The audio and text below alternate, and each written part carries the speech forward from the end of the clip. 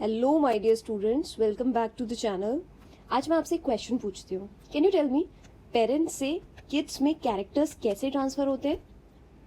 Yes, through the genetic material called DNA. Yes, DNA जो होता है it is a hereditary material जो कि एक जनरेशन से दूसरे जनरेशन में कैरेक्टर्स ट्रांसफर करता है। Correct.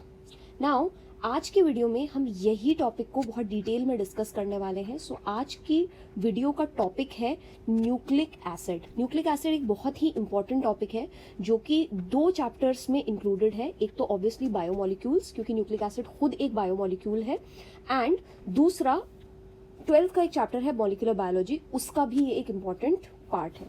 After that, now coming back to nucleic acid. Nucleic acid क्या है? न्यूक्लिक एसिड एक बायोमोलिक्यूल है। Now can you tell me what is a biomolecule? Biomolecule वो मॉलिक्यूल्स होते हैं जो कि लाइफ प्रोसेसेस में इन्वॉल्व होते हैं, राइट? या फिर मैं आपको और स्पेसिफिक डेफिनेशन दूं, can you tell me which is the smallest unit of life? It is cell. Yes, cell के अंदर क्या प्रेजेंट होता है? साइटोप्लाज्म। उस साइटोप्लाज्म में बहुत सारे ऑर्गेनील्स होते हैं, जैसे न्यूक्लियस हो गया, माइटोकॉन्ड्रिया हो गया। There are lot more organelles present in the cell. Now ये जितने भी ऑर्गेनील्स हैं ये किस चीज से बने हैं? ये बने हैं बच्चों बायोमोलिक्यूल से। किन से बने हैं बच्चों? बायोमोलिक्यूल से। जैसे कि प्रोटीन हो गया, अंडरस्टूड, कार्बोहाइड्रेट हो गया, न्यूक्लिक एसिड हो गया, है ना, एंड न्यूक्लिक एसिड के अलावा फैट, जिसे आप लिपिड बोलते हो, उन सब चीजों से ये आपके आयंस, मिनरल्स, इन सब चीजों से ये आपका सेल बना है। क्योंकि cell is a smallest unit of life, can I say molecules which are present in protoplasm are known as biomolecules? Yes. So biomolecules कौन से molecules हैं? Molecules which are present in protoplasm of cell. What is that बच्चों? Molecules which are present in protoplasm of cell. जिनमें से एक बहुत ही important biomolecule है nucleic acid. Now मैं थोड़ा सा एक ओवरव्यू देती हूँ। आई will make a separate video regarding all the biomolecules, but मैं एक शॉर्ट आपको ओवरव्यू देती हूँ। जितने भी बायोमोलिक्यूल्स हैं मोस्टली किसी मोनोमर के पॉलीमराइज होने से बनते हैं। मोनोमर मतलब क्या होता है? मोनो मीन्स सिंगल, मर मीन्स यूनिट। एक यूनिट को अगर आप बार बार रिपीट करते रहोगे, सिंगल यूनिट को अगर आप बार बार रिपीट करते रहोगे तो उससे क्या बनता है? पॉलीमर बनता है।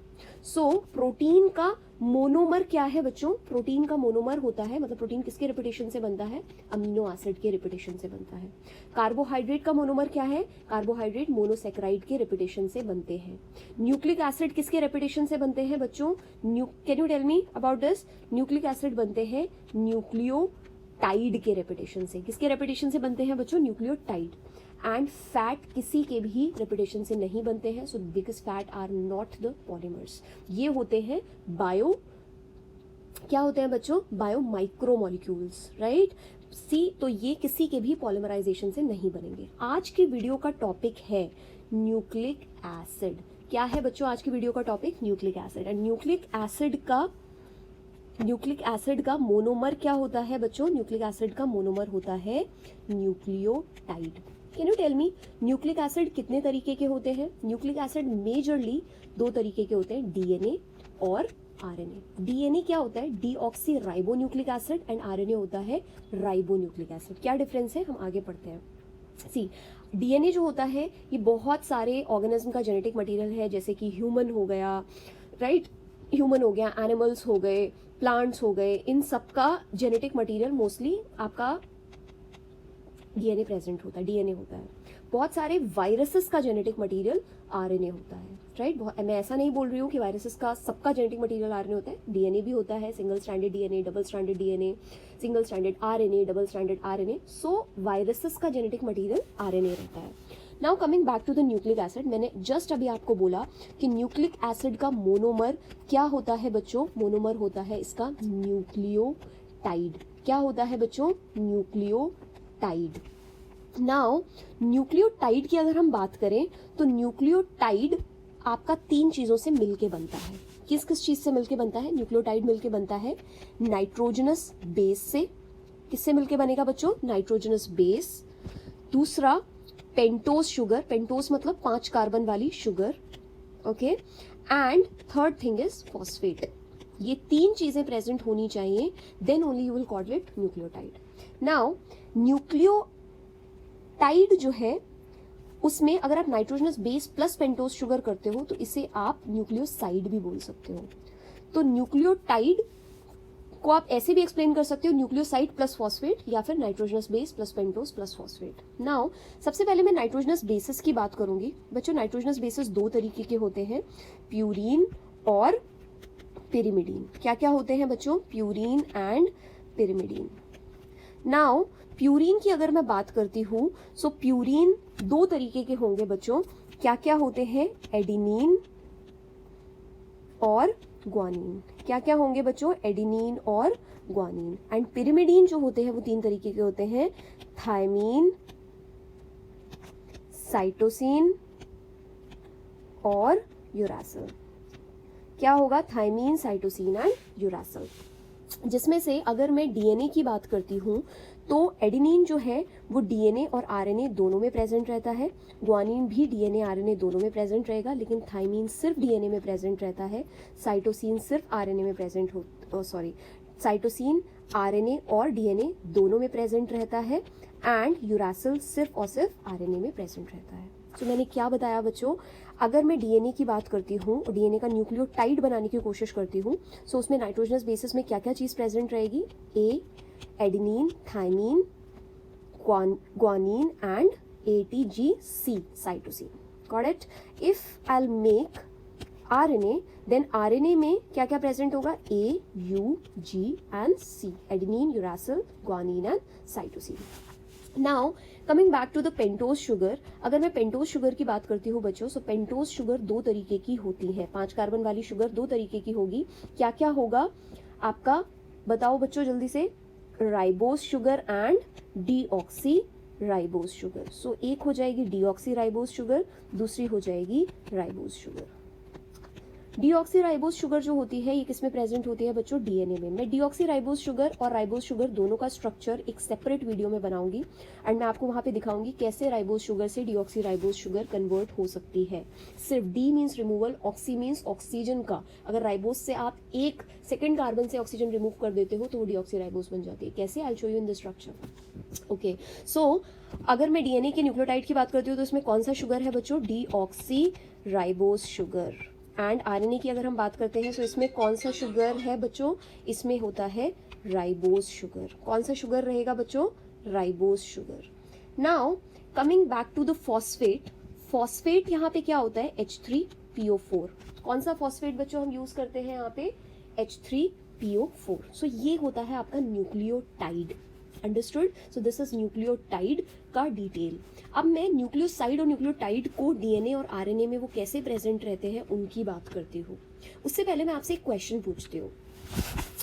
Okay, can you tell me which of the following is absent in DNA? Option A is adenine, option B is guanine, option C is cytosine and option D is thymine. Can you tell me the answer? Okay, let's move on. ये आप मुझे comment section में reply करेंगे and हम आगे चलते हैं. Okay, so अगर मैं न्यूक्लियोसाइड की बात करती हूँ, सो न्यूक्लियोसाइड किस किस चीज से मिलकर बना है बच्चों? हमने अभी बात की थी. Nucleoside is made of nitrogenous base plus pentose sugar. किस किस चीज से बना है बच्चों? Nitrogenous base plus pentose sugar. So nitrogenous base plus plus तो ऑब्वियसली नहीं होगा वहां पे, यहाँ पे कोई बॉन्ड होगा. सो बॉन्ड कौन सा प्रेजेंट रहता है? N glycosidic bond. कौन सा बॉन्ड रहेगा बच्चों? N glycosidic bond. सो इसके बीच में नाइट्रोजनस बेस और पेंटोज शुगर के बीच में एन ग्लाइकोसिडिक बॉन्ड प्रेजेंट रहता है. नाउ अब मुझे आप बताएंगे कि आरएनए में कौन कौन सा नाइट्रोजनस बेस प्रेजेंट रहता है. आरएनए का मैं बनाऊंगी, डीएनए का आप बताओगे मुझे. सो आरएनए में क्या क्या प्रेजेंट रहता है? AUGC. मैं पहले आपके प्यूरिन्स लिखती हूं. सो AG, U and C. So it is adenine, G is for guanine, U is for uracil and C is for cytosine. Okay, so adenine adenine के लिए नाइट्रोजनस बेस आपका एडिनिन हो जाएगा, प्लस नाइट्रोजनस बेस के साथ में sugar आप इसमें कौन सी जोड़ोगे आरएनए के लिए, आरएनए है तो राइबोज शुगर जुड़ेगी बच्चों। सो सब में राइबोज शुगर जोड़ दो। नाउ कौन से बॉन्ड से ये जुड़ा है, ये जुड़ा है बाय द हेल्प ऑफ, बोलो जल्दी से, N glycosidic bond. N term याद रखिएगा, N is very important. Okay, now इससे क्या बन रहा है, एडिनिन से जब आप राइबोज शुगर बनाते हो, जोड़ते हो, तो ये न्यूक्लियोसाइड बनता है। इस न्यूक्लियोसाइड के आगे, इस न्यूक्लियोसाइड को क्या लिखोगे, एडिनोसिन। क्या लिखोगे बच्चों, एडिनोसिन। सी, जब भी आपका ग्लाइकोसिडिक एन ग्लाइकोसिडिक बॉन्ड बनता है तो इसके बीच में से वाटर का रिमूवल हो जाता है। कोई भी बायोमोलिक्यूल चैप्टर में अगर आप कोई भी चीज जोड़ रहे हो, यू विल ऑब्जर्व कि बीच में से हमेशा पानी निकलता है, वाटर विल बी रिमूव्ड, क्योंकि ये सारे एंजाइम्स सारे रिएक्शंस कैटेलाइज होते हैं हाइड्रोलेज एंजाइम से। हाइड्रोलेज मतलब लेज मतलब ब्रेकिंग, और किसकी, हाइड्रो मीन्स ब्रेकिंग के बाद पानी निकलेगा। सो एडिनोसिन जब बनता है बच्चों तो साथ में वाटर भी निकलेगा। नाउ अगर आप ऐसे ही मुझे बता सकते हो ग्वानिन का क्या बनेगा बच्चों, ग्वानोसीन। ग्वानिन का न्यूक्लियोसाइड क्या है बच्चों, ग्वानोसीन। यूरासिल का क्या है, जितने भी प्यूरिन्स होते हैं उनके आगे सीन लगता है, और जितने भी पिरिमिडीन होते हैं उनके आगे डीन लगता है, तो इसके आगे लग जाएगा यूरिडीन और वाटर निकल जाएगा। साइटोसिन के आगे लग जाएगा साइटिडीन प्लस वाटर निकल जाएगा। ओके, आफ्टर दैट हम सेम चीज आरएनए के लिए भी, सॉरी डीएनए के लिए भी कर सकते हैं। सो अगर मैंने सेम न्यूक्लियोसाइड बनाने हैं डीएनए के लिए, so you will tell me कैसे बनेंगे। जैसे मान लीजिए फॉर एग्जाम्पल अगर मैं डीएनए की बात करती हूँ, सब कुछ पहले तो आप मुझे ये बताओ कि कौन कौन सी शुगर इसमें इन्वॉल्व होगी। Obviously A T G C, मैं पहले प्यूरिन्स लिख रही हूँ, A G T and C. So adenine, guanine, thymine,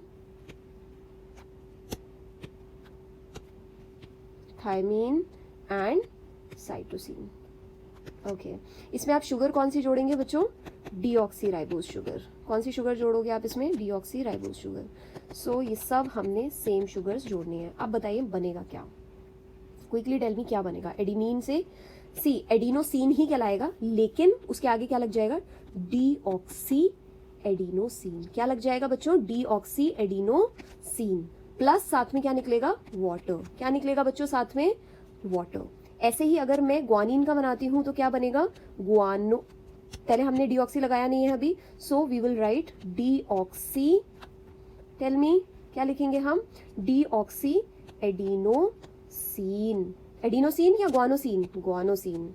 okay, deoxyguanosine plus water. Okay, thymine का क्या बनेगा बच्चों, डीऑक्सी थायमिडीन, करेक्ट, डीन आएगा। ओके, देन साइटोसिन का क्या आएगा, deoxycytidine. Very good, very good, very good. Okay, so ये आ जाएगा। तो ये हमने बनाए हैं nucleoside for RNA and DNA. अब हम आते हैं न्यूक्लियोटाइड पे बच्चों। So next is nucleotide. So अगर मैं न्यूक्लियोटाइड की बात करती हूँ, सो न्यूक्लियोटाइड किन किन चीजों से मिलकर बनता है, नाइट्रोजनस बेस प्लस, जल्दी से बताइए, पेंटोज शुगर प्लस फॉस्फेट। अब मुझे मालूम है कि आपको पहले से मालूम है कि नाइट्रोजनस बेस और शुगर के बीच में कौन सा बॉन्ड बनेगा, एन ग्लाइकोसिडिक बॉन्ड। कौन सा बॉन्ड बचेगा बच्चों, एन ग्लाइकोसिडिक बॉन्ड। एंड इन दोनों के बीच में कौन सा बॉन्ड बनेगा, quickly tell me, phospho ester bond. Very good, so it is phospho ester bond. हमेशा बॉन्ड बनता है तो बीच में से क्या निकलता है बच्चों, वाटर। सो यहाँ से भी वाटर निकलेगा, यहाँ से भी वाटर निकल जाएगा। ये तो एक न्यूक्लियोटाइड है। अगर आप एक न्यूक्लियोटाइड को दूसरे न्यूक्लियोटाइड के साथ में जोड़ते हो तो कौन सा बॉन्ड बनता है, टेल मी जल्दी से। एक न्यूक्लियोटाइड को दूसरे न्यूक्लियोटाइड के साथ में जोड़ते हैं तो बनता है phosphodiester bond. Very good. So अगर मैं ये चीज आरएनए के लिए लिखती हूँ, ओके, सो आरएनए के लिए अगर हम लिखते हैं बच्चों ये चीज, तो क्या आएगा, फॉर एग्जाम्पल हमें पहले तो मुझे बताइए कि आरएनए में क्या क्या नाइट्रोजनस बेस होंगे, एडिनिन, ग्वानिन प्लस, जल्दी से बताइए मुझे, A U G C uracil plus cytosine, correct, very good. Okay, अब मैं इसमें क्या जोड़ूंगी, शुगर, राइबोस शुगर, तो हमारा क्या बन जाएगा, पिछली बार हमने क्या बनाया था, एडिनोसिन। तो क्या मैं डायरेक्टली एडिनोसिन लिख सकती हूँ यहाँ पे, सो मैं यहाँ पे डायरेक्टली एडिनोसिन लिख देती हूँ, ठीक है। सो हम न्यूक्लियोसाइड से न्यूक्लियोटाइड बनाने वाले हैं, so adenosine, guanosine, uridine, okay, uridine and cytidine. तो ये हो गए अपने पास न्यूक्लियोसाइड। इनमें आपने क्या जोड़ना है, फॉस्फेट। अगर आपने इसमें एक फॉस्फेट जोड़ा तो ये क्या बनेगा, adenosine, quickly tell me, adenosine monophosphate. अच्छा मुझे एक बात बताओ, अगर तुम इसमें 2 जोड़ोगे तो क्या बनेगा, 2 फॉस्फेट जोड़ोगे तो क्या बनेगा, एडिनोसिन डाइफॉस्फेट। अगर तुम इसमें 3 फॉस्फेट जोड़ोगे तो क्या बनेगा, एडिनोसिन ट्राइफॉस्फेट। क्या ये नाम सुना हुआ नहीं लग रहा है, it is ATP। So ATP is a nucleotide of RNA, understood. ये प्रीवियस ईयर क्वेश्चन है, okay. So adenosine plus phosphate, single phosphate is adenosine monophosphate, या फिर आप इसे एडिनाइलिक एसिड भी बोल सकते हैं। क्या बोल सकते हो बच्चों, एडिनाइलिक एसिड। ऐसे ही ग्वानोसिन में फॉस्फेट जोड़ोगे तो क्या बनेगा, ग्वानोसिन मोनोफॉस्फेट और ग्वानाइलिक एसिड। क्या बनेगा बच्चों, ग्वानाइलिक एसिड। यूरिडीन में जोड़ोगे फॉस्फेट तो क्या बनेगा, quickly tell me, uridine monophosphate and uridylic acid, very good. Cytidine में जोड़ने वाले हो अगर तुम तो क्या बनेगा, साइटिडीन मोनोफॉस्फेट या फिर cytidylic acid, got it. Now अब भी हमने बात की, अगर आप एडिनोसिन में 3 फॉस्फेट जोड़ोगे तो क्या बनेगा, एडिनोसिन ट्राइफॉस्फेट। ये क्या होता है बच्चों, ATP is a energy molecule. ये एनर्जी मॉलिक्यूल है जो कि ह्यूमन बॉडी में सबसे ज्यादा यूज होता है। कैन यू टेल मी, अब मेरा फिर से एक क्वेश्चन आता है, क्या how much energy is liberated by ATP। अगर ग्वानिन के साथ में 3 फॉस्फेट जोड़ोगे, GTP, CTP, UTP and TTP। क्या आप मुझे बताओगे कि ये तीनों, ये सारों में से सबसे ज्यादा एनर्जी कौन रिलीज करता है, या फिर ये सारे एक जैसी एनर्जी रिलीज करते हैं, या फिर ATP सबसे ज्यादा एनर्जी रिलीज करता है? ये मेरा क्वेश्चन है। You have to answer it in the comment section again.